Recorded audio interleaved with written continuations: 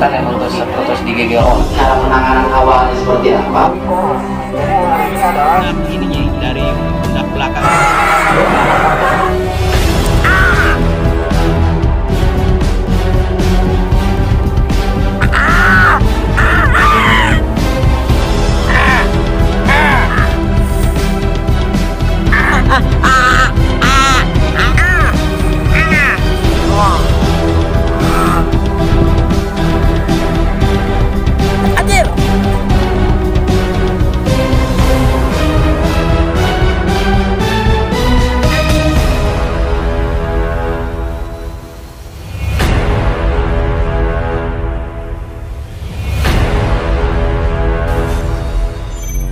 Halo teman-teman, kembali lagi. Kali ini saya sedang berada di rumah dulu ya teman-teman. Seperti biasa, kalau saya berada di rumah berarti ada salah satu pembahasan yang akan saya sampaikan. Nah, pembahasannya adalah kita akan kembali membahas salah satu ular yang berevolusi, mulai dari pertahanan, mulai dari racun, bisa bahkan dari segi fisiknya juga teman-teman. Nah, ular yang berevolusi ini merupakan ular Natricidae, yakni adalah Rhabdopis. Jadi dari keluarga Rhabdopis ya teman-teman, atau seringkali disebut ular picung. Nah, ular picungnya kebetulan di sini ada dua dari jenisnya teman-teman. Yakni adalah picung biasa dan picung gunung teman-teman. Nah, jadi yang ini merupakan Rhabdopis Chris Argos. Sementara yang sebelahnya lagi ini merupakan Rhabdopis subminiatus. Lalu apa saja perbedaan dari kedua ular berbisa dan beracun ini? Nanti akan kita bahas secara detail teman-teman. Walaupun sebetulnya pembahasan ini sudah pernah saya sampaikan di video saya sebelumnya. Namun tidak ada salahnya saya kembali membahas pembahasan ini, dikarenakan ada momen yang ingin saya perlihatkan buat kalian semuanya, yang momen ini tuh udah jarang banget teman-teman, udah jarang banget ditemukan. Momennya merupakan, lihat, kita sedang menyaksikan ular picung biasanya sedang memakan kodok buduk teman-teman. Nah, ini sebetulnya saya temukan barusan di belakang rumah. Jadi si picung ini sedang memakan katak ini. Cuman tadi saya pisahkan dulu biar teman-teman lebih tahu dan menyaksikan bagaimana ular ini memangsa kodok buduk teman-teman. Tuh lihat, kalau kamera dapat, dia lagi mangsa kodok buduk yang ukurannya tidak terlalu besar lah. Namun ketika kita melihat ukuran ular picungnya, ini nggak sepadan coy, tidak sebanding. Tetapi itu bisa masuk ke dalam perutnya. Nah, itu yang nanti akan saya lihat. Apakah memang bisa masuk dengan ukuran sebesar itu teman-teman? Lihat. Kalau kita lihat, coba kita buka nih. Jadi lihat, ular picung ini pertama-tama mengambil bagian tubuh si kodok buduknya teman-teman. Ini mengerikan banget sih asli. Ini bukan penyiksaan hewan ya, cuman karena memang ini tadi pun saya temukan sedang memakan kodok, biar saya lebih jelas lagi untuk melihat proses makannya si ular picung ini teman-teman. Wow, ini sih momen langka. Terakhir saya melihat ular picung ini memakan kodok buduk ini pada beberapa tahun ke belakang lah teman-teman, karena picung ini tuh susah-susah gampang untuk ditemukan. Nah, berbicara masalah ular ini, ular yang berevolusi, terlihat dari makanannya yang sedang dimakan kali ini. Nah, tapi tergantung makanannya juga ya teman-teman. Ular ini dikategorikan ular beracun itu karena kalau dia memakan kodok buduk, tentu dia pasti akan memiliki racun. Tetapi kalau dia hanya memakan katak biasa, dia tidak akan memiliki racun. Karena bisa teman-teman bayangkan sendiri, kodok buduk itu kan merupakan kodok yang memiliki racun di bagian bintil-bintil badannya. Tuh, gila coy. Khawatirnya. Tapi ya mau gimana lagi, orang dia saya temukan barusan emang lagi mau makan si kodok ini teman-teman. Cuman kebetulan aja kita bahas, kita perlihatkan langsung buat kalian semuanya. Iya sorry banget nih, banyak banget suara noise kendaraan karena di sini di pinggir jalan jadi banyak kendaraan. Fokusnya makanya ke sini aja, coy. Tuh.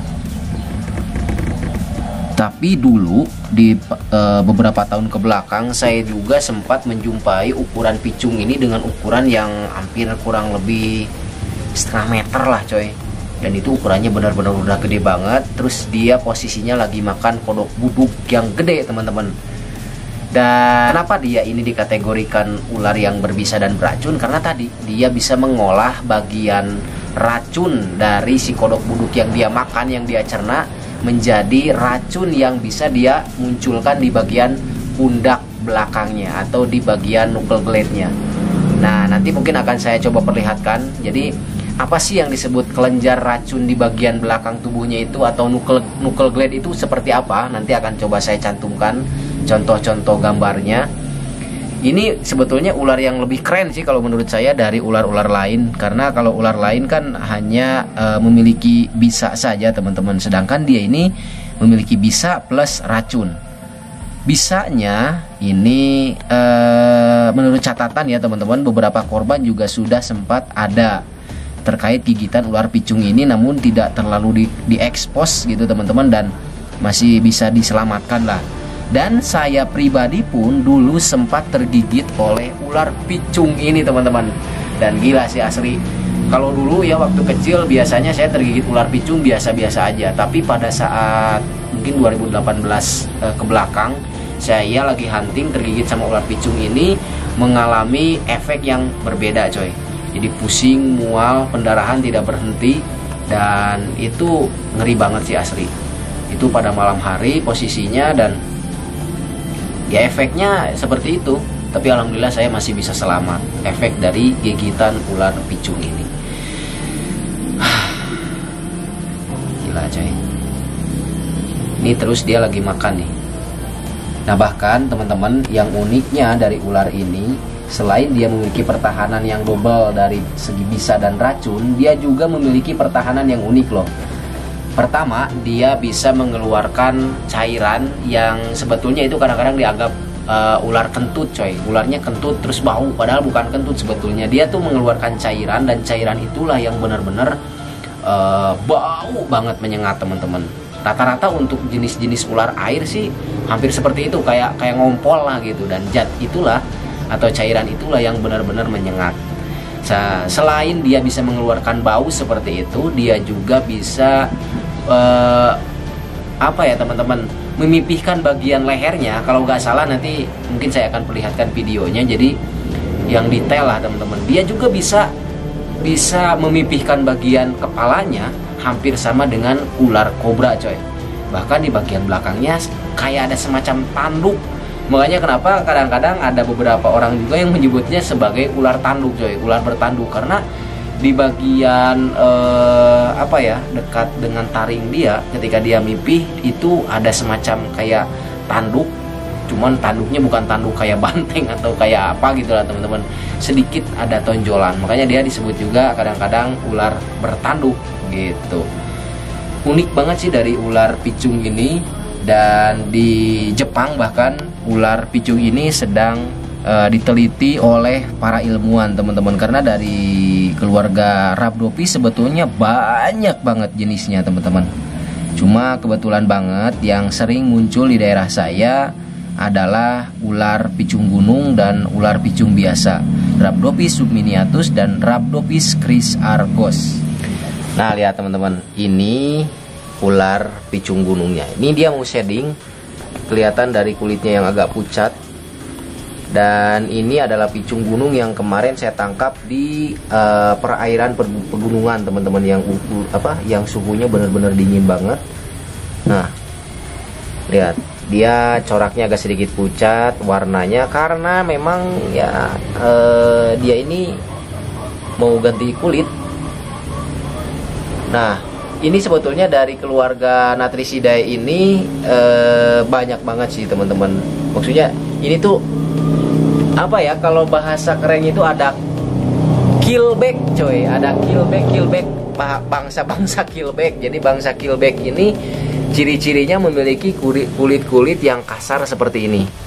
Bahkan dulu kan sempat saya bahas juga ada picung kepala api atau Rhabdophis flaviceps. Nah itu juga red knuckle keelback. Ini juga sebetulnya ada keelbacknya, cuman lebih tepatnya biasa disebut picung gunung teman-teman. Ciri-ciri dari marga keelback tersebut itu biasanya kulitnya itu benar-benar kayak kasar banget seperti ini nih.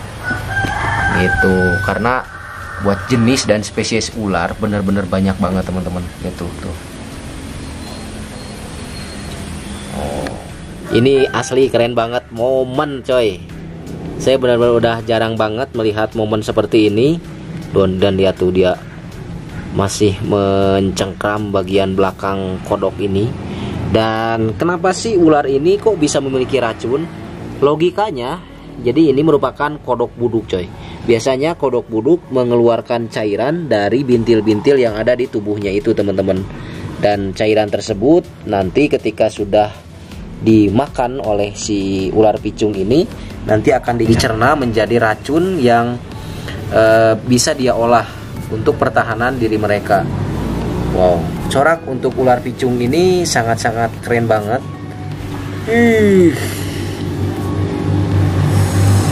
Lihat teman-teman.